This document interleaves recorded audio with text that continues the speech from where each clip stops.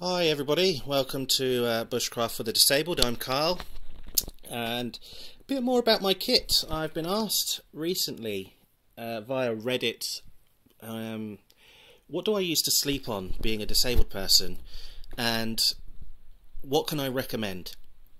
So I'll address those questions. First of all, I sleep on a Desert Fox 2-person hammock. Being the size I am, unfortunately there are not really many hammocks that can support my weight. I had an accident when I was 21 playing rugby. Basically, I broke my knee and I haven't been able to run properly since. In fact, hiking more than a couple of miles really does my legs in, and factor in the disability of Meniere's disease. It's not fantastic for achieving weight loss. So I've kind of gone up in weight over the years, but I'm now working with a specialist to get that weight back down. So who knows, in a couple of years I might be back to my rugby playing trim self in terms of weight and size. Anyway, I have this Desert Fox hammock. It's back in here because I found it out of the cupboard from my rearrange, and it's a parachute material. Technically it supports 2 people up to 200 kilos.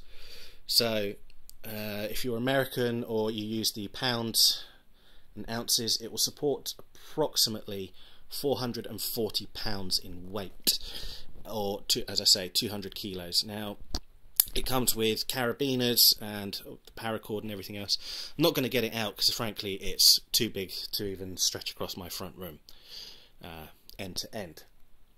And I'm not saying I've got a small front room, it's just Christmas trees up, toys are up, you know, the joys of having children. I've used this a few times. It's fantastic for me. I generally line it with a wool blanket or a fleece blanket, just for that little bit of added protection on the underside. And in the winter time, if I'm ever going out, I'll line it with a specialist mylar polyurethane cover you can pick up from various online stores for about £40 or so, and it just gives me that added insulation.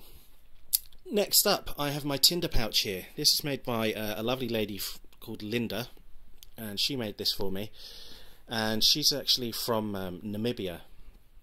She's got her own little local shop,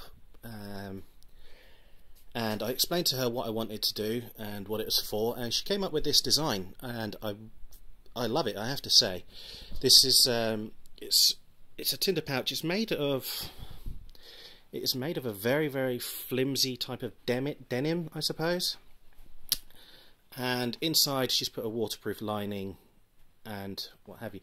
Now this is not hand stitched, unfortunately, apart from the actual pocket here and the seam along the bottom and everything else, but the pattern on it is machine stitched. But she designed the pattern herself, and excuse my fingers, and put the pattern into her computer, and the machine did all the stitching, and I quite like it. It's got a Celtic Viking vibe going on there with the deer, the triangle, and the knotwork around the edging.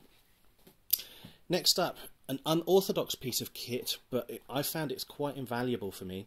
Now, these are my archery braces. I'm quite a big fan of archery. My bow's sitting upstairs. Unfortunately, it is illegal to bow hunt in the UK, but when I've been to other countries, bow hunting is legal in some states. So, you know, in some states of Germany and some provinces of Denmark, it's legal to bow hunt. But anyway, a gentleman called Hamish Odinson made these for me. I'll put the link in the bottom because he runs his own online shop. And I've had these now for the better part of, actually I think it's just over a year. And we worked together on this. It was a collaboration, and he designed these for me. I basically told him what I wanted, and he designed them. Now there'll be kudos to anybody that can translate the runes on these. There's one, and there's the other. Props if you can translate those. But I went for the Viking design because I'm a huge fan of the Viking mythology and the poetic Eddas and what have you.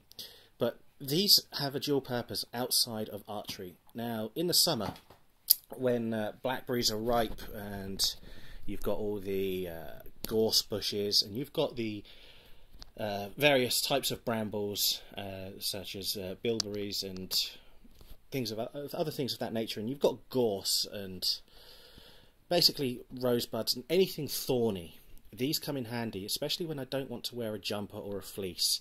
These will protect my arms as I'm going thick and fast and pulling and foraging berries, nuts, and what have you. Another added bonus is they do fit over my jumpers and what have you, and as you can see, they're laced up with a nice little bit of leather lace, and they do the job fantastically. I will be putting the links up to where you can buy these products. If Linda actually gets a website, I'll put her link up eventually. But the bracers and the Desert Fox parachute hammock I will post up on the channel. If you've got any questions or comments, please do ask them. Be it on Reddit, where I've posted these on the Bushcraft sub, or even in the YouTube channel. Ask away. I'm not afraid to answer any questions. I'm not as knowledgeable as, say, Ray Mears, but I'll do what I can. I'll answer what I can. In the meantime, I hope you have a nice day, and I look forward to filming again once I actually get a proper camera stand and don't have to worry about it jerking or putting my fingers in the way or anything else, and you can actually see my ugly mug afterwards. Hopefully the next time I'm filming as well, I'll be out and about. I don't have my tarp yet. I've not found that, so I may actually just have to rebuy a 3x3 DD tarp. And you never know, I might go out, start a little fire, maybe even camp the night if I can build a shelter in time. But if not, I look forward to seeing you on my next video. Any questions and comments, please ask, and I'll see you soon. Goodbye for now.